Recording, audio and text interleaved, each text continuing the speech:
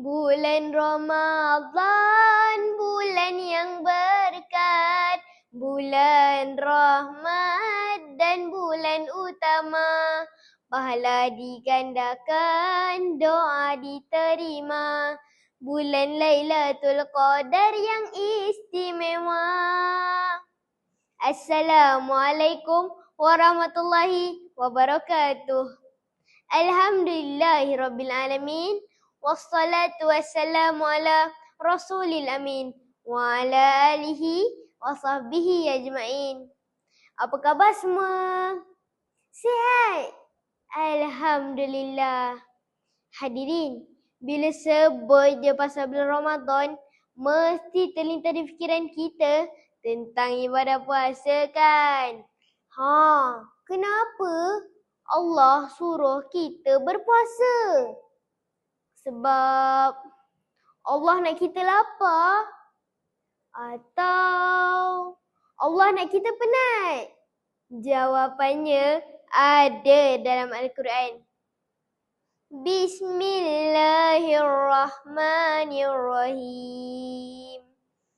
Ya ayyuhallazina amanu kutiba alaikumus siyam kama kutiba alal ladzina min qablikum la'allakum tattaqun. Wahai orang-orang yang beriman, diwajibkan ke atas kamu berpuasa sebagaimana diwajibkan ke atas orang-orang yang terdahulu daripada kamu. Mudah-mudahan kamu bertakwa. Surah Al-Baqarah ayat 183. Jelas kan hadirin? Tujuan utama puasa bukan sekadar tahan lapar dan dahaga je, tapi untuk jadikan kita orang yang takut dan taat kepada Allah. Jadi orang yang bertakwa. Jadi anak yang baik lagi. Cerdik. Puasa membentuk peribadi mulia. Dekatkan diri kepada Yang Esa. Melatih jiwa bersabar sentiasa. Menyemai kasih sesama manusia. Hadirin, dengan puasa kita didik diri kita untuk dekat dengan Allah. Banyakkan berdoa, baca Al-Quran, berzikir dan yang paling best, dalam bulan Ramadan je kita boleh salat tarawih. Kadang-kadang kita kata tak sempatlah nak baca Al-Quran, tapi boleh pula tengok TV berjam-jam. Cuba kita seimbangkan. InsyaAllah kita akan jadi insan yang disayangi Ar-Rahman. Hadirin, puasa ajar kita bersabar. Teringat saya kisah seorang Arab Badui datang berjumpa Nabi. Dia menarik baju Nabi sehingga leher baginda merah. Tapi tahu tak Nabi buat apa? Nabi tak marah pun. Nabi senyum je dan layan lelaki itu dengan sabar. Masya Allah, hebatnya akhlak Nabi. Itulah hasil daripada puasa dan latihan jiwa yang kuat. Bukan tu je.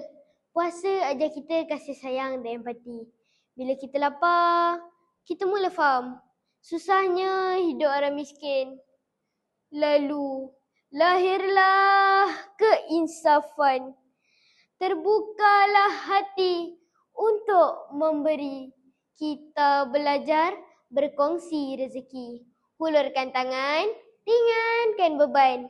Hadirin, orang yang betul-betul jaga puasanya dengan penuh takwa, ada special reward untuknya. Eksklusif lagi. Ada satu pintu syurga khas untuk mereka, iaitu Ar-Rayyan. Tidak akan masuk syurga daripadanya kecuali orang-orang yang berpuasa. Hadis riwayat Bukhari dan Muslim. Oleh itu, marilah kita laksanakan ibadah puasa dengan sebaik-baiknya untuk membina takwa dan membentuk peribadi mulia. Sekian, wabillahi taufiq wal hidayah. Wassalamualaikum warahmatullahi wabarakatuh.